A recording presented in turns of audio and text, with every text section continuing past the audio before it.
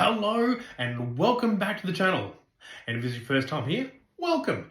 I'm Dice Baby and I review games so that you don't have to. Today, I've got the excitement of reviewing for you Warhammer's Wrath and Glory.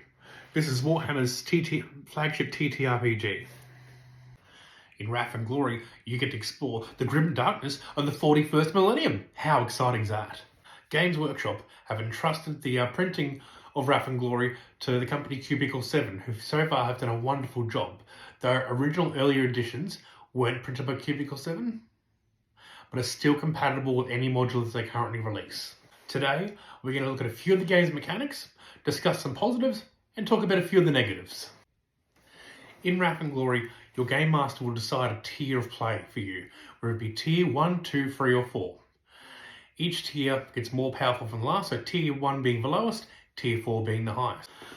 Based upon that tier, you're given a certain amount of experience points that you can spend to develop your character and flesh it out. From the experience points can be spent either buying higher classes, different armor, different abilities, sort of fleshing yourself out. The definition of tier 1 is you're one of millions. You're insignificant. When you reach tier 4, you're almost godlike. First thing you and your table need to decide is, as players, what faction are you going to be part of? Are you going to be orcs, or perhaps you're going to be part of the human race? Are you part of the Inquisition? And from there, that'll help shape the story which you play together. Once you've worked out your factions and you've worked out what race you're playing, from there you can sort of choose classes and abilities and how they impact each other. There's quite a diverse amount of situations you can choose from, and different builds you can make. If you purchase the additional Gilead system, it adds more information and more details. It's quite wonderfully written. When playing the game, you'll always be asked to make tests. A test roll is always a pool of D6s, including one special die known as the Wrath die. This Wrath die affects the story narratively. On a 6, something great can happen. On a 1, there's a complication. When rolling, your dice pool is determined by your skill plus an attribute, and the GM will give you a number to beat. That's how many successes are required. A success is any number on a die that is 4, 5, or 6. But a 6 is really good because it's considered to be 2 successes.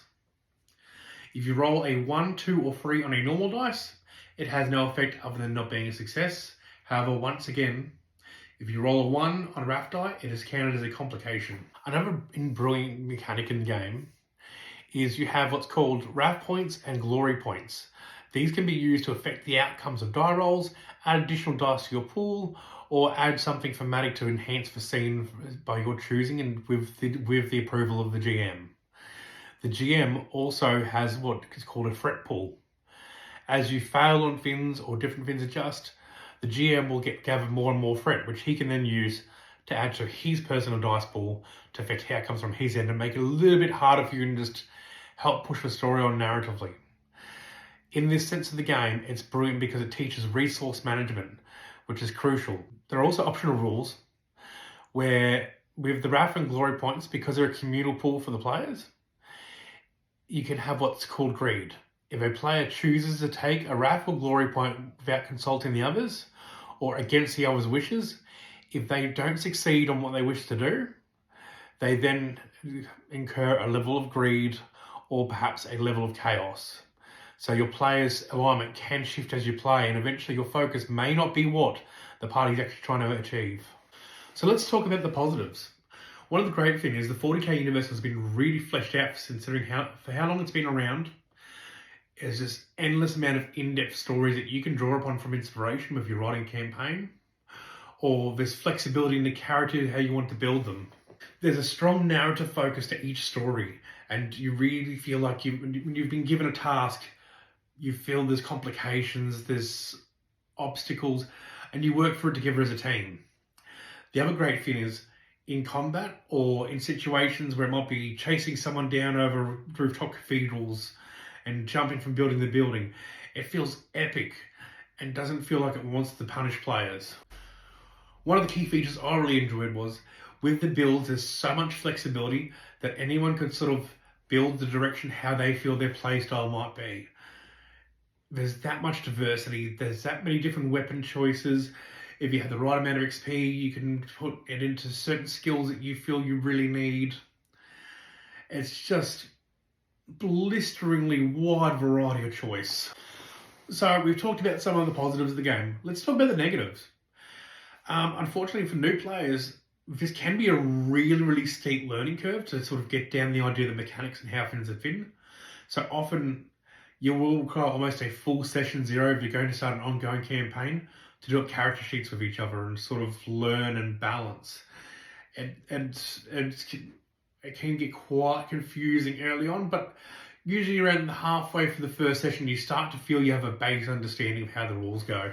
Another unfortunate aspect is there can seem to be unfair imbalances within character creation and even against NPCs. Like, you may have situations where you've put everything into a combat-focused character and there might be 30, 40 minutes of problem solving and role-playing and working your way through where you sit there feeling like there's not much I can do, I don't have much point here, and then that can be a bit of a draw. So it's always advised to sort of spread yourself out over different techniques and not go pigeonholed into one.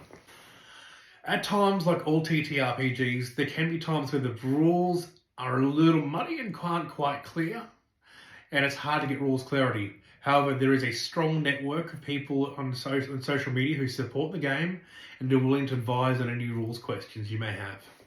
The other thing is, if you're not much of a fan of sci-fi, this may not be the game for you. Or it can come across intimidating if you don't know in depth about the lore of the universe. However, they do give a fair, reasonable summary within the core rulebook. And if you're not feeling comfortable at the time of starting to sort of write your own campaign, there are smaller campaigns out there written that are available, published through third parties, or you can pick up a copy of Litanies of Lost, which is all Tier 1 and Tier 2 stories designed to be an introduction to players and to get a grasp and feel of the system. So there you have it. We've learned some stuff about Wrath and Glory together. I mean, overall, it is a fantastic game and a great entry point to learn about the Warhammer 40k universe.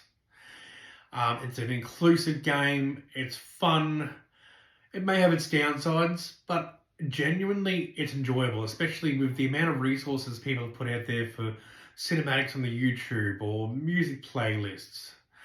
All in all, it's just a really, really fun game if you want to feel like an absolute badass and punch through concrete walls and chase down the bad guys and do it all in the name of the God Emperor, or be a rampaging orc unit dropped on a planet to just cause as much mayhem as possible. It really is a great time. So that is why I'm giving Wrath and Glory 4 out of 5 Space Marines.